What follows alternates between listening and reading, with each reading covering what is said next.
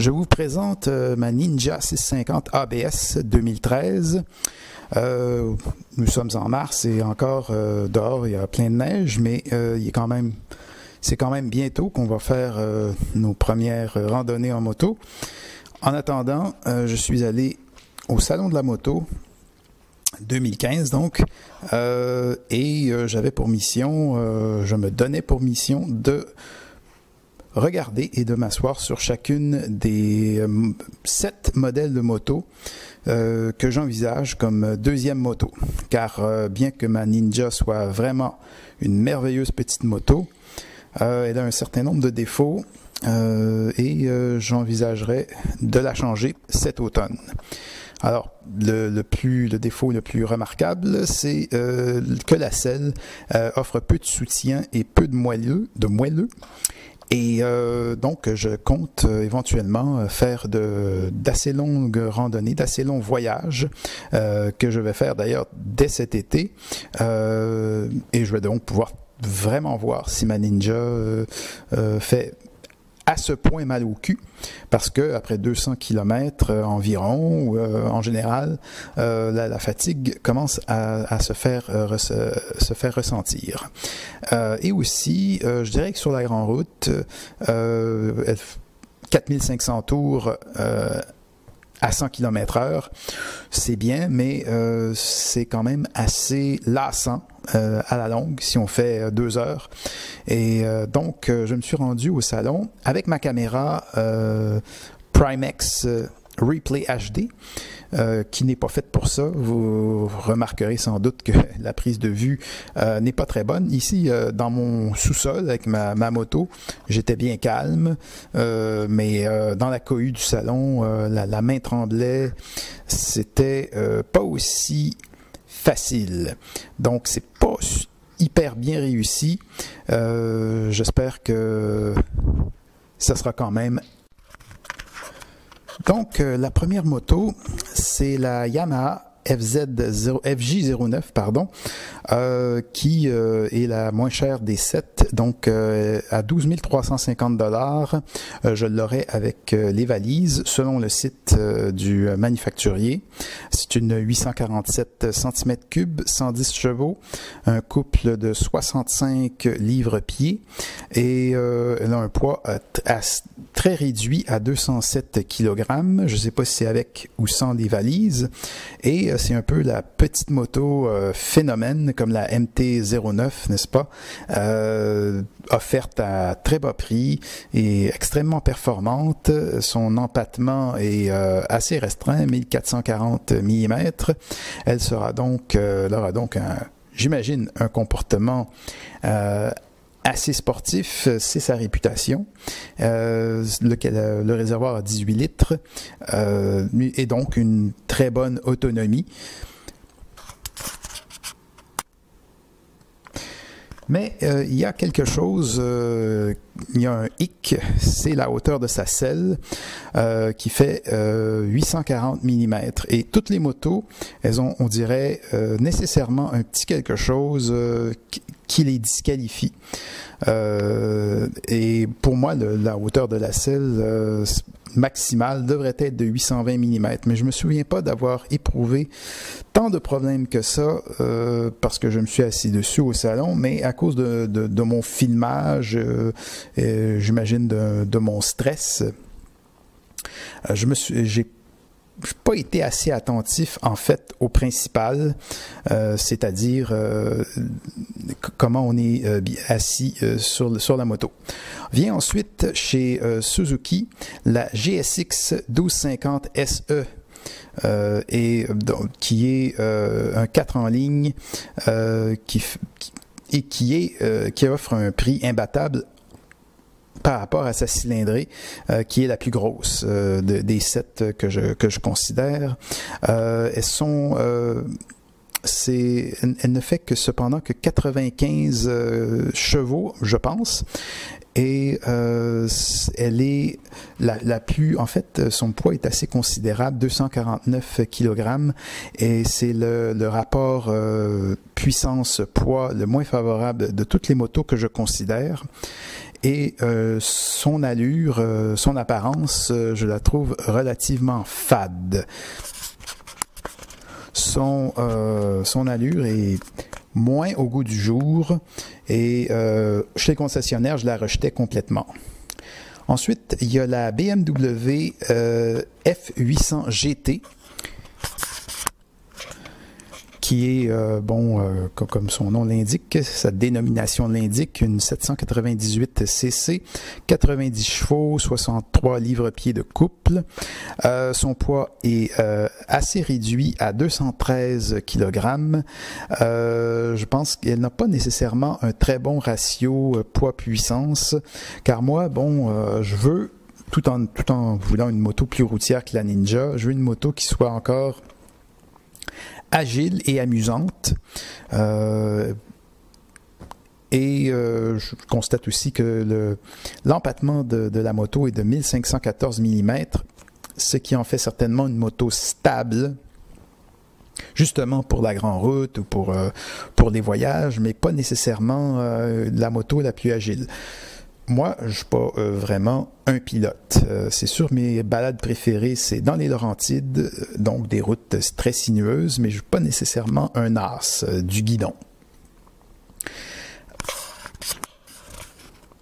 Je note aussi, la capacité du réservoir est assez limitée à 15 litres, mais son autonomie, je ne sais pas, soit sur certains sites, ils disent 280 km ou 300 km, ça demeure suffisant. Je déteste faire le plein. Et, je note aussi sur cette moto des designs vraiment particuliers à la marque allemande. On a le bras oscillant simple à l'arrière et le frein à disque se retrouve au milieu de la roue. C'est très différent des autres marques, n'est-ce pas? Malgré que ces détails soient tout à fait séduisants, j'hésite à joindre la famille BMW.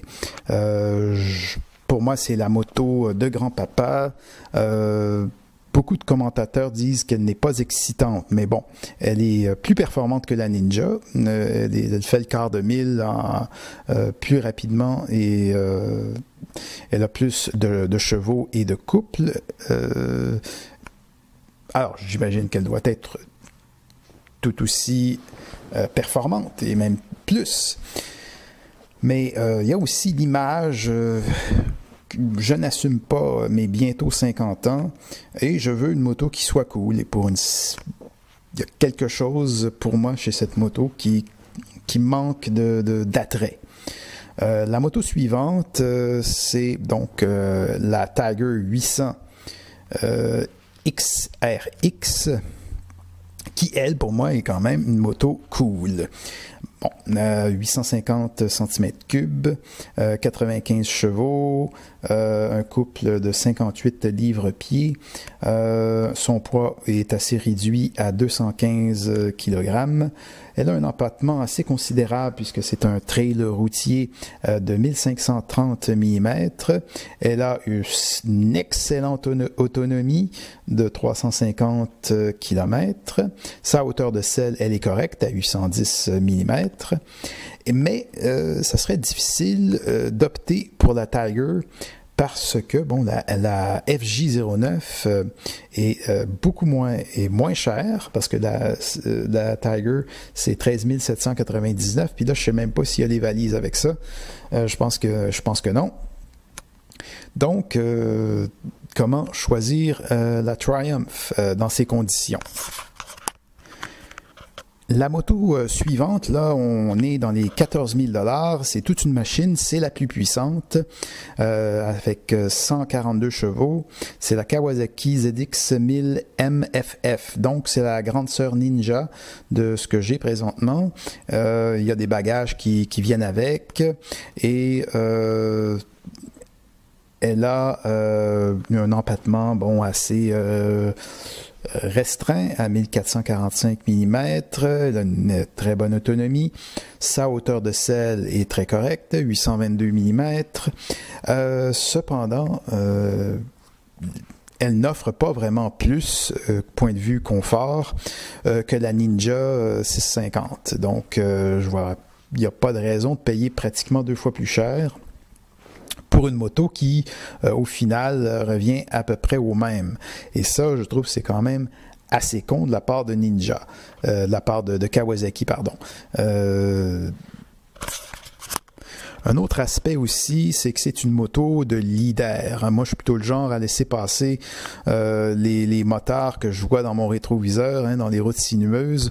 Donc, je vois pas la raison de rouler sur une moto pareille. Cependant, son apparence, c'est pas mal ce que j'aimerais, pas mal ce que je veux.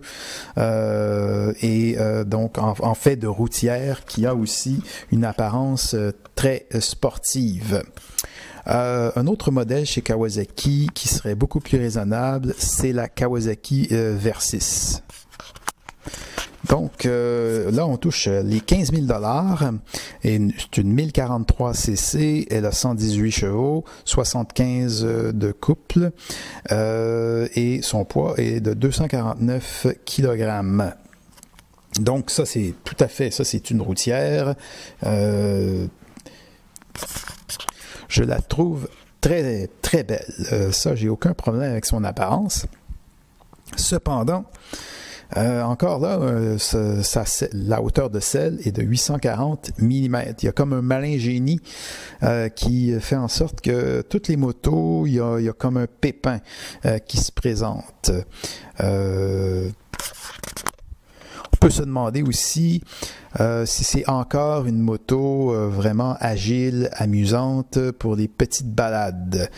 Peut-être commence-t-elle à être trop grosse, mais je dois dire qu'il faudrait que je me rassoie dessus pour vraiment évaluer ça. Je sais que la V-Strom, elle est trop haute et c'est 840 mm, mais je me souviens pas au salon si c'était vraiment trop, si elle était vraiment trop haute.